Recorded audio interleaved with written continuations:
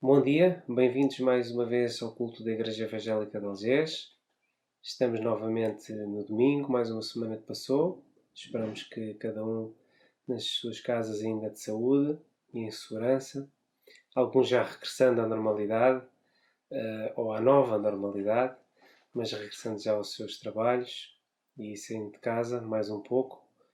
E voltamos a estar aqui neste domingo para estarmos em conjunto a adorar, a louvar a Deus, a refletir na sua palavra, com a mensagem que vai ser trazida, e estamos todos contentes com isso e vamos também dirigir-nos a Deus para entregar este tempo agora. Obrigado por este tempo que tu tens para nós podermos estar a ouvir a tua palavra, podemos estar a ouvir-te atentos, quietos, mas também para podermos estar a louvar, a adorar e a declarar que Tu és o nosso Senhor, que Tu és Rei na nossa vida. Que Tu possas ser cada vez mais isso, tomes esse lugar que é Teu. Entregamos-te estes momentos, que Tu possas estar no meio de nós, onde nós estejamos, nas nossas casas, que Tu possas estar no meio de nós e o Teu Espírito possa falar aos nossos corações e ensinar-nos e trazer a mensagem que Tu tens para nós hoje. Queremos que depois que fiques connosco e queremos também dizer que estamos prontos e preparados para ouvir a Tua voz. No nome de Jesus. Amém. Vamos começar então o nosso culto, como já dissemos, com o louvor. Estejamos atentos, estejamos com o coração de louvor, com o coração de adoração, com atenção àquilo que vai ser cantado e todos juntos no mesmo espírito. Até já. Bom dia, irmãos. Vamos dar início ao nosso tempo de louvor. Hoje vamos começar com a música O Teu Nome Exaltarei. Cantamos nesta música sobre o que Jesus fez por nós e como os seus actos tiveram impacto para toda a humanidade desde então e no tempo presente. Os ensinamentos de Jesus que nos dão orientação e rumo e a sua morte e ressurreição para perdão dos nossos pecados dão-nos o privilégio de nos tornarmos filhos de Deus. Por todas estas razões, nós cantamos hoje O Teu Nome Exaltarei.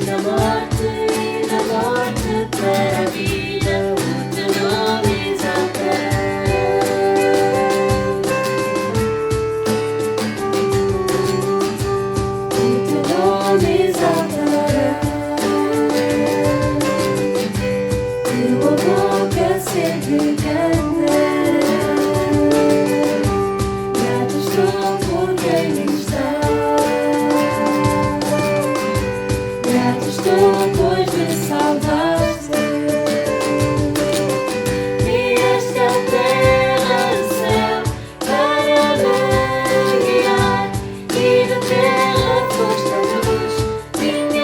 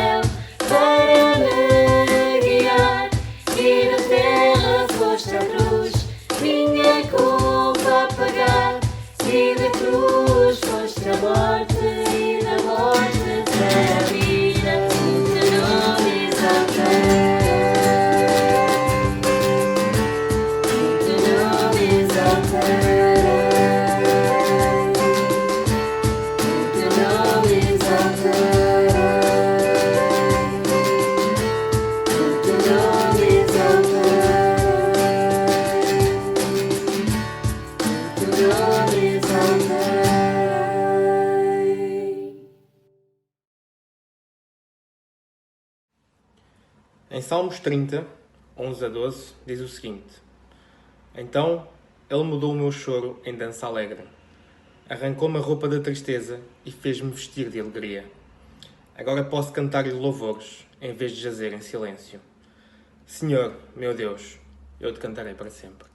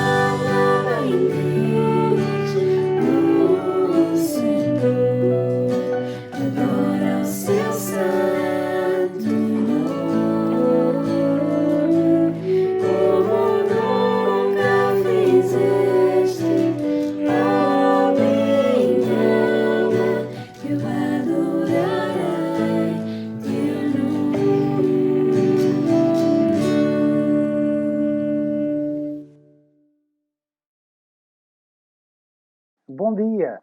A nossa família gostaria de participar neste culto da Igreja de Algés através de um cântico que expressa o desejo de adoração e de consagração da nossa vida ao Senhor nosso Deus.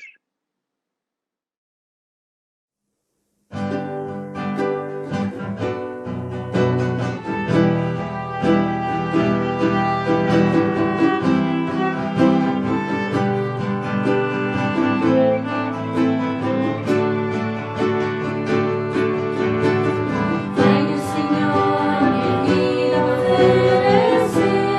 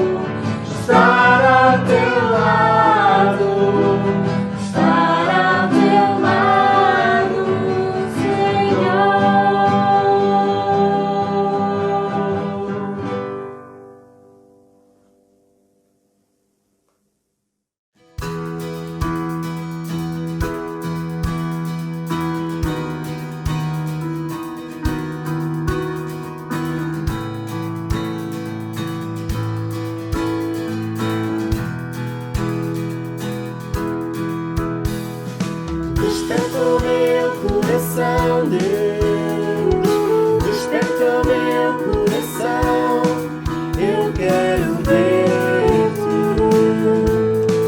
eu quero ver-te. Desperta o meu coração, Deus, desperta o meu coração, eu quero ver-te, eu quero ver-te. Alto e elevado, brilhando com a luz da tua glória, derrama em nós teu poder, ao cantar Santo, Santo, Santo. Desperta o meu coração, Deus, desperta o meu coração, eu quero ver-te, eu quero ver-te, ver-te alto e elevado, brilhando com a luz da tua glória, derrama em nós teu poder, ao cantar Santo, Santo, Santo, ver-te alto e elevado, brilhando com a luz da tua glória, derrama em nós teu poder, ao cantar Santo, Santo, Santo. Santo, Santo, Santo. Santo, Santo, Santo. Santo, Santo, Santo, eu quero ver-te. Santo, Santo, Santo. Santo, Santo, Santo, Santo, Santo, Santo, eu quero ver-te. Alto e elevado, brilhando com a luz da tua glória, derrama em nós teu poder, ao cantar Santo, Santo, Santo, ver-te alto e elevado, brilhando com a luz da tua glória, derrama em nós teu poder, ao cantar Santo, Santo, Santo. Santo, Santo, Santo. Santo, Santo, Santo. Santo, Santo, Santo, eu quero ver-te. Santo, Santo, Santo. Santo, Santo, Santo, eu quero. Santo, Santo, Santo, eu quero ver-te.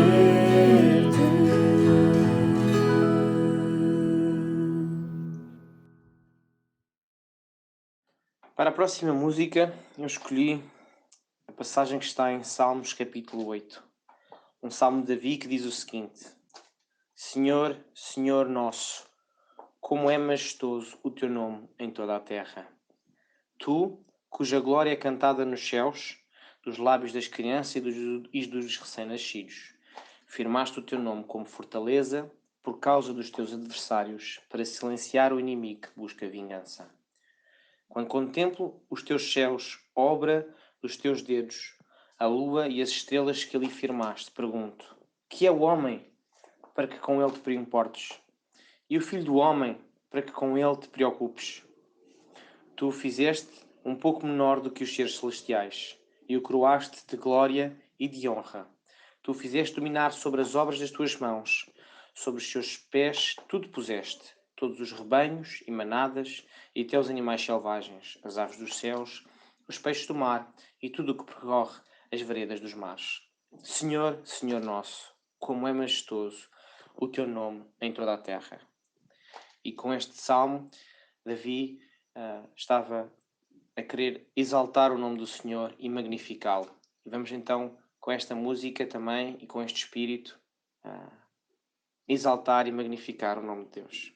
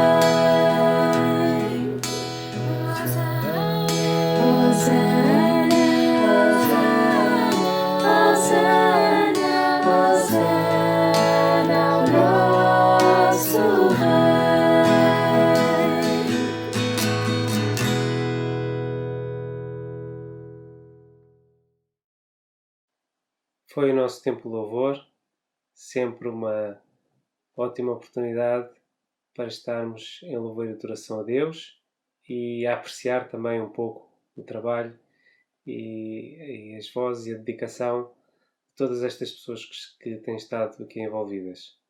Vamos hoje ouvir uma mensagem preparada pelo irmão Matt, que continua ainda nos Estados Unidos, enviou-nos esta mensagem e que será no seguimento do tema que se tem estado a tratar ao longo da semana, através dos devocionais, que é da generosidade.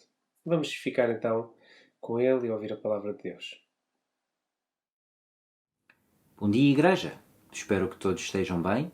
É um prazer poder abrir a Bíblia convosco Para vermos o assunto prático desta semana, para quem seguiu o devocional no app YouVersion online ou no telemóvel, e o assunto é a generosidade. E se abrimos para o dicionário da Porto Editora diz que é característica de quem gosta de dar e dá liberalmente. Então, a ideia contemporânea que temos de generosidade é que une dois conceitos. Alguém que tem prazer em dar e alguém que dá com uma certa medida, dá liberalmente ou dá com generosidade. E se abrimos para a Bíblia, hoje vamos contemplar o texto de 2 ao Coríntios capítulo 9, foi um dos textos de leitura desta semana, vamos ganhar um olhar para como Deus define este conceito importante e prático de generosidade. Paulo escreve sobre esta ajuda aos santos de Jerusalém. Já não é preciso dizer-vos mais nada. Conheço bem a vossa boa vontade. Até já tenho mostrado a minha satisfação para convosco diante dos da Macedónia, dizendo: os de Acaia estão dispostos desde o ano passado a dar a sua ajuda. O entusiasmo que a vossa comunidade mostrou foi um estímulo para muitos. Mesmo assim, resolvi enviar-vos estes irmãos para que a satisfação que tenho a vosso respeito não seja, neste caso, uma desilusão. Estejam, portanto, preparados. Como eu vos disse, se alguns da Macedónia forem comigo, não gostava de me sentir envergonhado por ver que a vossa contribuição não estava pronta. E já não falo na vergonha que a vossa comunidade ia sentir se isso acontecesse. Por conseguinte, achei que era necessário mandar primeiro estes irmãos, para vos ajudarem a pôr em prática a generosidade prometida. Deem, pois, com generosidade e não com avareza. E o que vemos nos primeiros versículos desta carta é que havia de facto uma necessidade económica da parte dos cristãos em Jerusalém. Nós também vemos isto se nós lemos a carta de Tiago. Tiago foi um dos grandes líderes da igreja em Jerusalém. E o contexto da carta dele fala de perseguição, fala de pobreza, fala de necessidade económica. E Paulo, que estava a viajar para a Grécia, Macedónia e Acaia eram as duas províncias romanas da Grécia, eram áreas relativamente bem em termos económicos, pelo menos em comparação com Jerusalém, com Israel, com a situação que estava a passar, e ele incentivou, até criou um pouco de rivalidade entre estas duas regiões da Grécia, para ver quem é que podia ser mais generoso na contribuição para os cristãos de Jerusalém que necessitavam de ajuda. Isto seria como se alguém em Portugal utilizasse a rivalidade que existe entre Porto e Lisboa, em termos culturais, em termos de futebol, etc., para incentivar a generosidade de cada cidade ou de cada região. E também notamos nestes versículos que Paulo tem uma comunicação atempada e ele tem cuidado em avisar. Ele esteve em Corinto, na cidade, e os cristãos de lá sabiam que ele ia seguir para Macedónia e que quando ele voltava ele ia trazer as contribuições de ambas as regiões para Jerusalém para dar aos apóstolos. Então Paulo está a avisar a igreja: em pouco eu vou ter convosco, vocês sabem, e eu quero que vocês estejam prontos. Eu não quero que, nós não sabíamos e afinal não estão preparados. Então Paulo cuida da parte que é dele, a comunicação, e ele utiliza a sua influência com estas duas igrejas para incentivar a generosidade da parte deles para com Jerusalém. E confirmamos o lado do prazer que nós vimos na definição do dicionário de Porto Editora. Paulo menciona a minha satisfação para convosco. É uma satisfação que implica alegria. Eu estou tão contente com a vossa atitude, com a vossa generosidade, que eu até tenho que falar disto com os outros. É um espírito generoso e é contagiante. O entusiasmo que a vossa comunidade mostrou foi um estímulo para muitos. Então a generosidade não é algo que é apenas para nós. A nossa generosidade pode influenciar os outros a fazer o mesmo. e continuamos a ler a partir do versículo 6. Com efeito, quem pouco semeia, pouco poderá recolher. Mas quem semear muito, há de recolher muito. Que cada um dê conforme julgar bem na sua consciência. E não chorem aquilo que dão, nem deem de má vontade, pois quem dá com alegria agrada a Deus. E vemos nestes versículos que a generosidade tem aliados, requer alguns outros princípios. Vemos um desses na frase: quem pouco semeia, pouco poderá recolher. E este é o princípio de produtividade. Para poder dar, para poder ser generoso, é preciso investir e ganhar.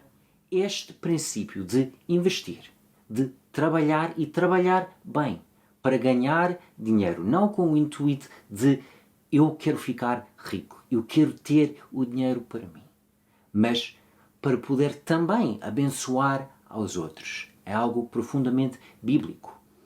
O Novo Testamento várias vezes fala contra os ricos que não utilizam o seu dinheiro para ajudar os outros.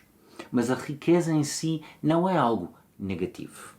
É quando a riqueza torna-se o nosso ídolo, quando nos controla, que é tão negativo. E essa produtividade é para todos, porque depende dos nossos hábitos. E isto implica que mesmo quem não ganha dinheiro ainda pode começar a cultivar hábitos da produtividade.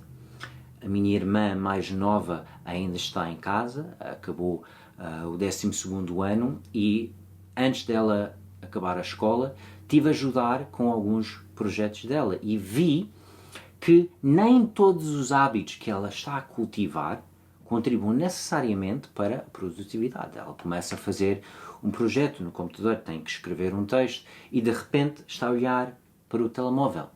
Depois, quando volta para o projeto, não lembra bem onde estava. E estes são hábitos que são fáceis de cultivar, mas que não nos vão ajudar no sentido de sermos produtivos. E infelizmente, eu fui professor durante vários anos, a produtividade, o bom uso do tempo, não é algo que é muito enfatizado pela cultura que existe nas escolas. Mas pensa na oportunidade que seria para impactar os outros, para brilhar. Se a palavra evangélico fosse universalmente conhecido como um sinónimo de bom trabalhador, se os evangélicos fossem, com uma só voz, pessoas de alta produtividade, nós teríamos uma outra influência, uma outra reputação na sociedade, neste sentido. E a produtividade é necessário para poder haver a generosidade. E a generosidade também requer que nós acreditamos na causa. Paulo diz isto quando ele diz: não chorem aquilo que dão, nem deem de má vontade. Por outro lado, temos que dizer que quem diz que acredita numa causa e depois não é generoso, algo não bate certo. Tiago fala disto na carta dele, que quem vê alguém que necessita de ajuda e diz: Jesus te ama, que Deus te abençoe, mas que não faz nada para responder às necessidades desta pessoa, que não entendeu bem a mensagem do Evangelho. E da mesma maneira, se nós acreditamos numa causa, nós temos que ser generosos para com os recursos que nós temos. E quem é generoso tem alegria no facto que irá abençoar os outros. Quem dá com alegria agrada a Deus. E na preparação desta meditação bíblica fui ver o World Happiness Report, o Índice Mundial de Felicidade, onde há um grupo que dá este estudo todos os anos e eles indicam os países do mundo onde a população, regra geral, tem mais felicidade. E eles avaliam várias áreas, são 5. E uma delas é a generosidade do país. E, na sequência disto, fui ver o World Giving Index. Ou seja, é um índice de quanto é que cada país dá segundo as possibilidades que dá. E não é o caso de ser sempre os países ricos. No top 10 eram países da Ásia e África que nós não associamos como países de muita riqueza económica. Mas são países que enfatizam a generosidade. E existe esta ligação entre a generosidade e a felicidade. E foi interessante ver que Portugal está bem no meio em ambas as listas, tanto a lista de felicidade como a lista de generosidade. E seria simplista dizer que uma é por causa da outra, mas de facto existe esta ligação. E vale a pena pensar se, enquanto povo, enquanto cultura, nós enfatizamos um pouco mais a generosidade. Será que íamos ficar um pouco mais alegres e felizes? Algo para pensar. Paulo continua. Versículo 8. Deus pode recompensar com abundância todo o bem que fizerem, para terem sempre aquilo de que precisam e puderem fazer bem aos outros. É como diz a Sagrada Escritura. Ele deu generosamente aos pobres. A sua justiça permanece para sempre. Uma citação dos Salmos. Deus, que dá a semente ao semeador e o pão para comer, também há de multiplicar a semente das vossas boas ações e há de fazer crescer os frutos da vossa justiça. A generosidade também requer gestão. E é por isso que Paulo fala de Deus, que dá a semente ao semeador e o pão para comer. Talvez porque nós não trabalhamos na agricultura, não reconhecemos que é a mesma coisa. A semente que se semeia é a mesma semente que depois a pessoa moe para fazer pão, cevada ou trigo. É a mesma substância. Então, o agricultor tem que gerir. Não pode comer tudo de uma só vez, senão não vai ter semente para semear na época seguinte. E Paulo indica, Deus dá-nos os recursos. Semente para semear e semente para fazer pão para comer. Mas nós é que temos que ser responsáveis para gerir bem aquilo que nós temos. Então aqui existem alguns verbos-chave que nós já falamos. Investir, ser produtivo. Poupar, não gastar a mais. Usar, nós temos despesas. E tudo isto feito bem implica que também vamos ter recursos para dar. Assim poderão mostrar-se sempre ricos em generosidade. E os que experimentam a vossa generosidade hão de dar graças a Deus. Pois aquele que colabora neste serviço de ajuda não socorre apenas as necessidades dos crentes, mas dá ainda motivo para muitas graças a Deus. Ao verem a vossa ajuda, eles hão de louvar a Deus pela vossa fidelidade ao Evangelho de Cristo e pela generosidade com que põem tudo à disposição deles e de todos. E pedindo a Deus a vosso favor, eles mostrarão quanto vos estimam por causa da extraordinária graça que Deus vos concedeu. Graças a Deus pelo seu dom maravilhoso.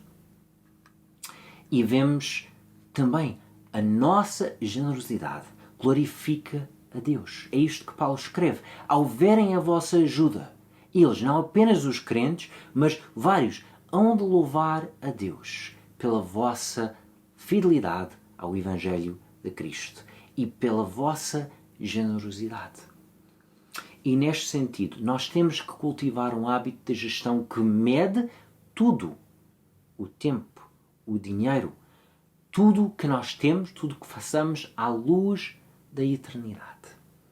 E é por isso que é importante, quando falamos da generosidade, falar de todos os recursos que temos. Sim, implica o uso do dinheiro, mas também implica o uso do tempo. Implica o uso do nosso conhecimento, as especialidades que nós temos. E muitas vezes nós esquecemos que nós investimos muitos anos a tornar-nos algo que é economicamente valioso. E nós podemos dar também estas capacidades que nós investimos tanto em ganhar ao reino de Deus. Uma das bênçãos enquanto missionário para mim é o facto que a minha tia é uma contabilista certificada aqui nos Estados Unidos. E ela ofereceu a nossa missão para fazer a contabilidade. E por isso a missão não tem que tirar aqueles custos do nosso sustento. Normalmente o missionário, a agência missionária tem que tirar uma certa parte daquilo que é dado ao missionário por causa das despesas de contabilidade, etc.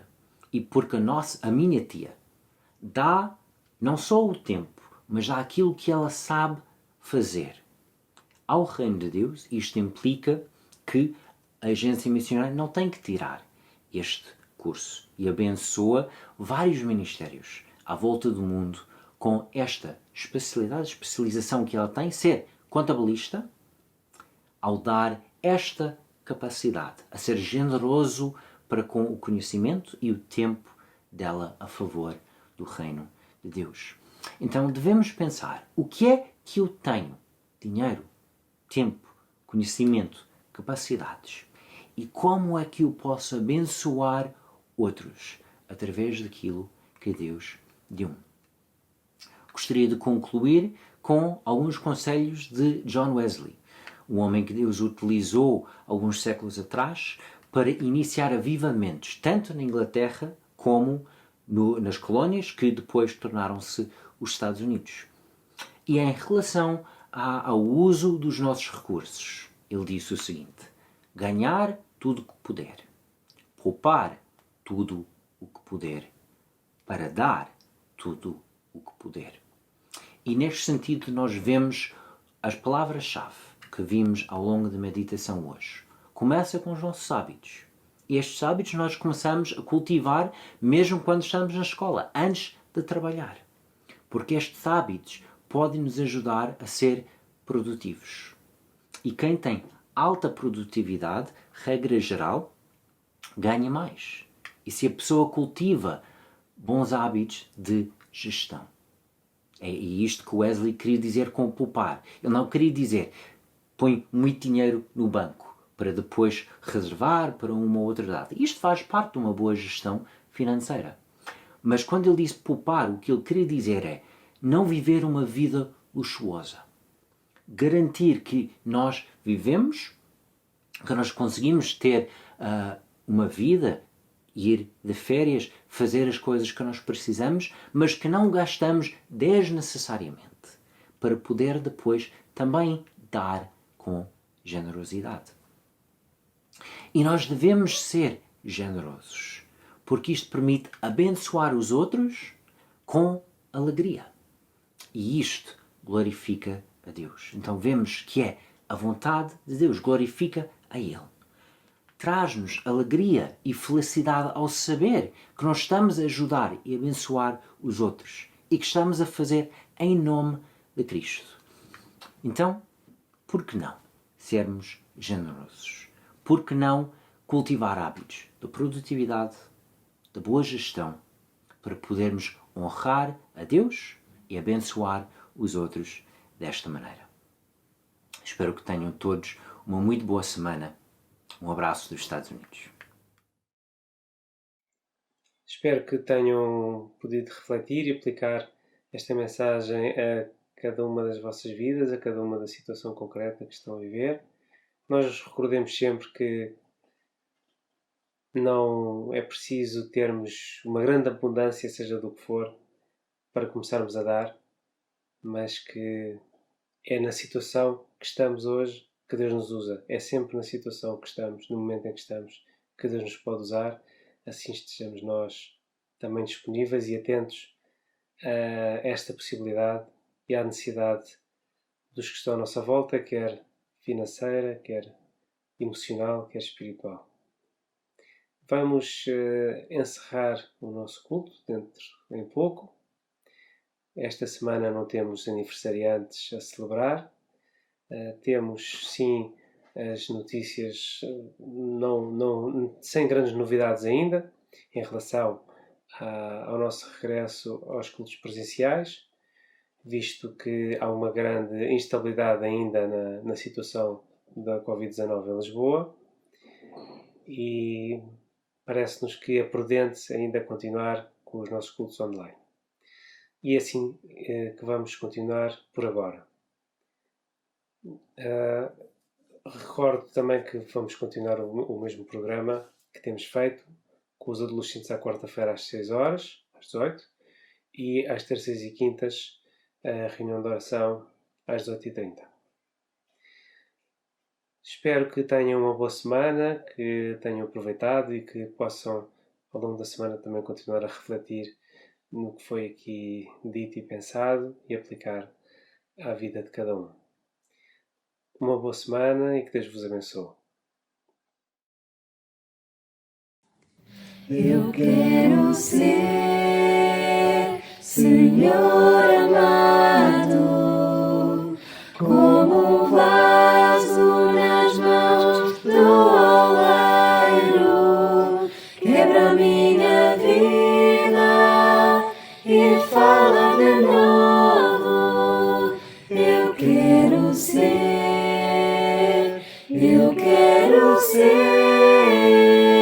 um vaso novo. Eu quero ser, Senhor amado, como um vaso nas mãos do oleiro. Quebra minha vida e fala de novo. Eu quero ser um vaso novo. Quebra minha vida.